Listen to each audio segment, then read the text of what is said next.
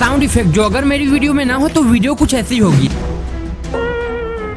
इसलिए मैं अपनी वीडियोस में ज्यादा से ज्यादा साउंड इफेक्ट्स को यूज करता हूँ, वो भी यूट्यूब से डाउनलोड करके। लेकिन आज मैं घर पे ही कुछ अलग तरीकों से साउंड इफेक्ट्स को बनाने का ट्राई करूंगा एंड जो भी रिजल्ट आएगा आप लोग कमेंट में बता देना। तो सबसे पहले मैंने अपने गाल पे उंगली मार के और कॉइन को टॉस करके साउंड को रिकॉर्ड किया। फिर मैंने पॉलिथीन को ऐसे करते हुए और टमाटर को खाते हुए साउंड को रिकॉर्ड किया एंड ये दोनों साउंड फिल्मों में यूज होते हैं। इसके बाद थोड़ी सी एडिटिंग एंड ये रहा फाइनल रिजल्ट।